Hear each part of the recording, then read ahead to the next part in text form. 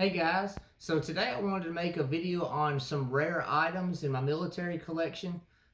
Pretty much all of these items, I believe, except maybe one or so, has already been seen in other videos over the years. But I thought I'd get just a random group of items together that are, I guess, rare or harder to find, or maybe not as common, or limited production.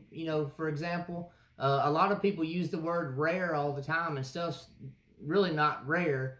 But again, some of these are pretty, unique and hard to find items. And so I just want to put this video together. I may make a part two of this. I probably will at some point, but I'm just kind of thinking of new video ideas to kind of, I guess, bring interest to my channel and to keep you guys entertained that have been following me. So anyways, I'm going to go ahead and bring you in and show you some rare items in my collection. All right, so here they are. As you see, I've got a couple helmets, rifle, handgun, knife right here, and this is actually a backpack. Again, some of you guys right off the bat might recognize some of these items, but just kind of wanted to get them together. I'll get to the safe here last because I got a pretty unique item in there. But I'll go ahead and start with the helmets here. Most of you guys probably recognize this one that's been following me. This helmet here has been in probably 5 or 6 other videos. I got to say it's probably my favorite helmet that I own out of all of them. But what's cool about this one is a front seam, and it's a fixed bell helmet. She's got the fixed bells on there. And what's cool though is the heat stamp has been struck 3 times. It's actually 463, and I couldn't make it. I've never been able to make out the letter, but it's definitely 463. And you see there's 2 6s and 2 3s right there, and there is a 4. It's hard to see, but it's there. But something else that's interesting about this helmet is this right here. You see it's actually got 463 a third time underneath the rim. That's definitely a 463. So you got it once there, and then it struck twice real quick right there. But that's not exactly what all's cool, or I guess rare or odd about this one, or uncommon. You see this here on the front, this yellow circle, and I'm going to turn it around and look at the back. You got USCG, which is United States Coast Guard. 41 could be like a ship number or a cutter number or something like that. And then underneath the paint, you see yellow again, and there's definitely another yellow circle underneath that USCG, but I didn't want to remove that. And I actually uncovered this doing a paint removal video back in like 2016. I didn't know what it was at first, but this right here, it's kind of up in the air in a way. And I say that because many different collectors have different thoughts or ideas or whatever as far as what the yellow represents.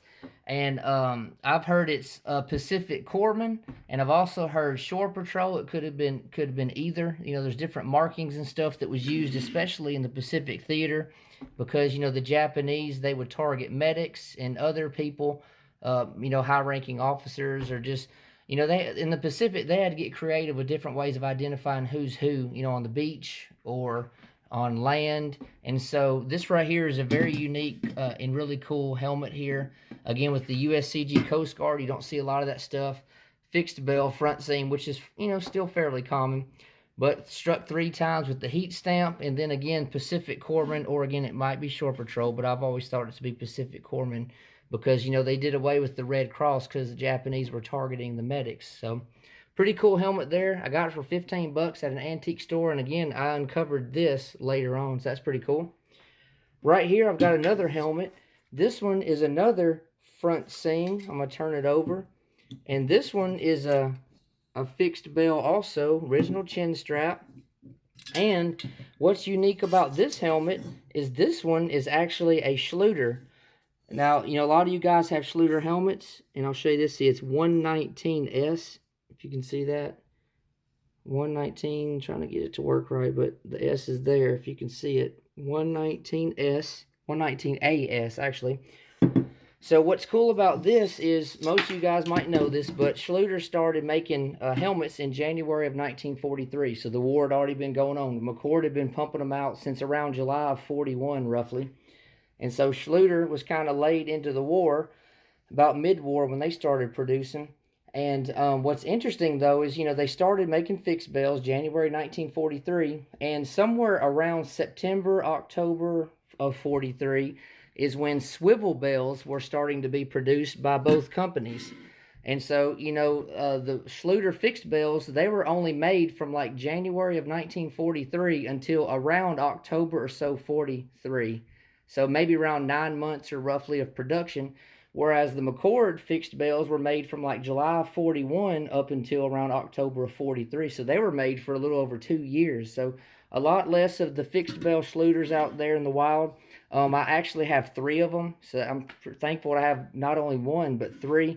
And I'm always looking for more because, I mean, they're still out there, but a lot of them were converted to swivel bells when they were maybe damaged or broken or just getting refitted to be reissued or something like that. So pretty cool.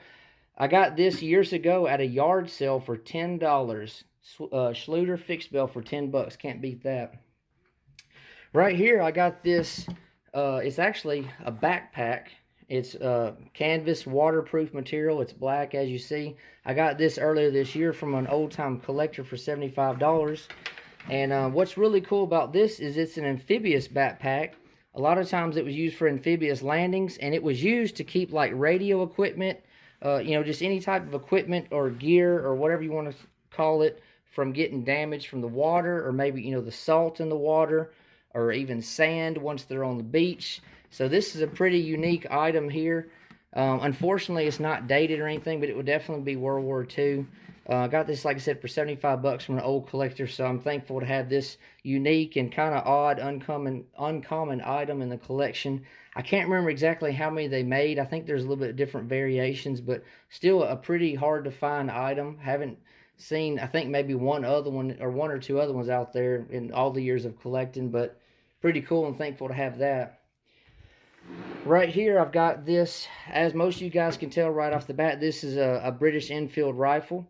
This one is pretty rare. This one is a Mark V. A lot of guys know what a Mark V is, but they mistakenly call it a number 1 Mark V, and this was never designated a number 1.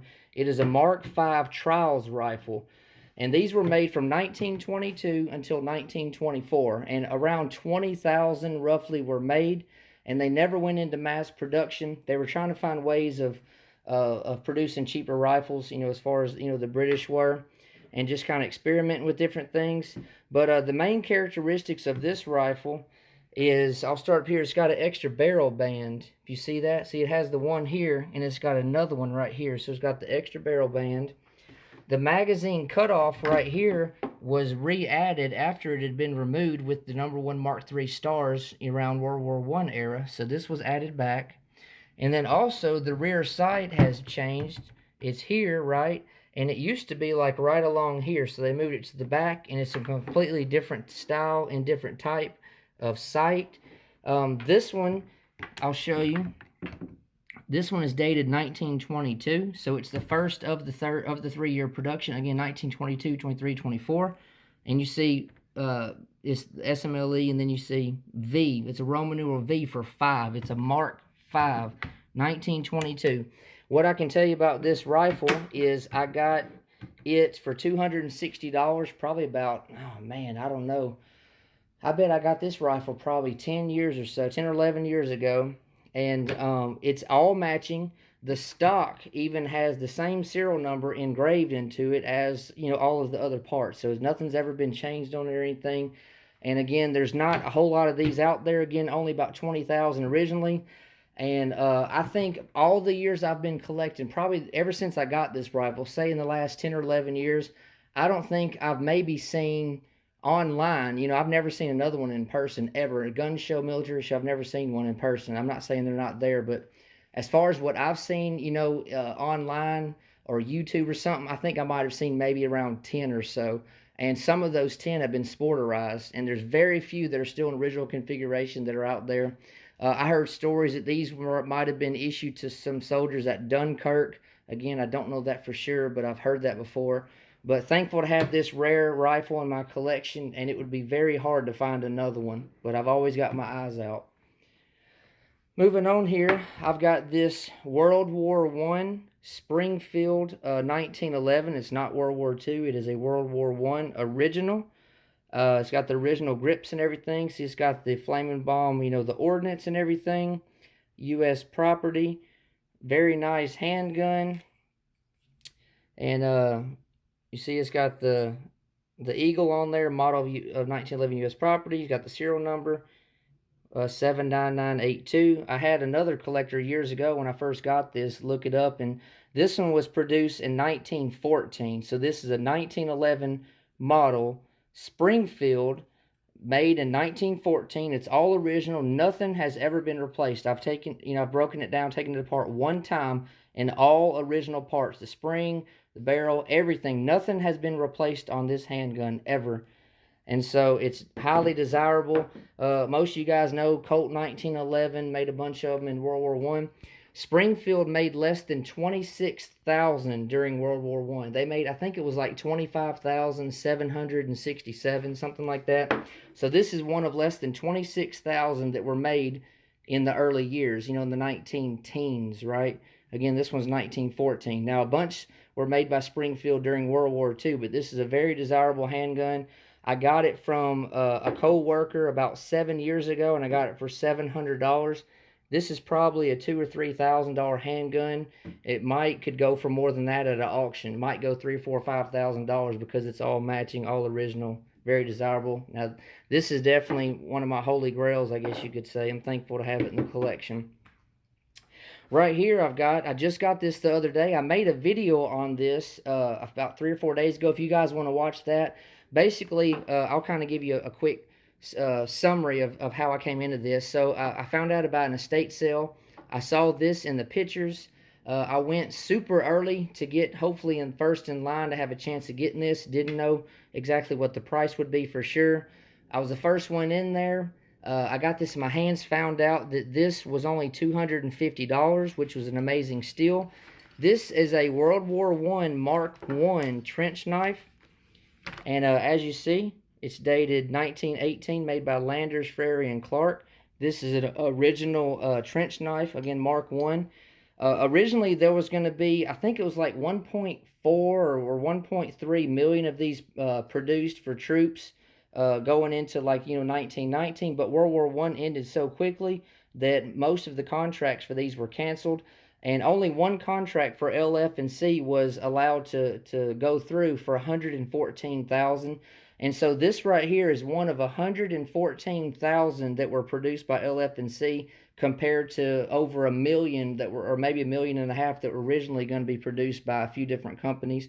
So I'm thankful to have this. Unfortunately, it doesn't have the original scabbard, but it does have this cool pouch here from World War II era with these crimper cap M2, this hand tool here. I'm stumbling on what it is again. I'm having a brain fart, but this was used for like demolition and everything. Again, the caps and stuff, a pretty cool tool. A lot of times you don't see that. It does have a pocket knife here, which is not the original this would have been issued with. This is a U.S. military pocket knife, but it's dated 1974. But if you want to see more about this this setup here, the knife, and more about the story of how I got it, check out the video that was just made before this one I'm making now. I'll have it in the end credits and everything if you don't watch it. It's a great video. I'm thankful I made it, and thankful I got this. This right here is about a $700 or $800 knife at least, just by itself without the original scabbard, and I got it for $250, so that's awesome. All right, so I know you guys have probably been wondering what is in the safe. Why would he have something in the safe? It's got to be something good, right? I've already got it unlocked here. Let me reach inside. Check this out. There's already a glare on the bag, isn't it?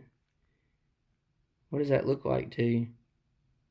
Let me open it up and make some room here. This is a Ziploc bag of original hair from John Boy Militaria. Y'all know John Boy, the guy y'all like watching his videos. This is some of his hair, original hair. It's got to be close to 37 years old, and it's got a little bit of gray in there, but this is very rare. I know a lot of people would like to get their hands on this. To me, it's priceless. I mean, I don't even think I'd take $1 billion for it, but I know it's kind of one of those weird, funky things, like who would want to collect hair, but who wouldn't want hair from John Boy Militaria, you know? And so I know a lot of people would be interested in trying to get their hands on it and do some some wrong things as far as trying to get to this. That's why I keep it locked up in the safe at all times and hidden in the house so nobody can find it if they had bad intentions. But anyways, guys, I hope you like this video. I am going to do a part 2. Let me get my thoughts together and grab some stuff out of my collection that are kind of rare or uncommon or unique, I guess. And I'll share them with you soon. Thank you for all your support. God bless you, and I'll be getting back to you.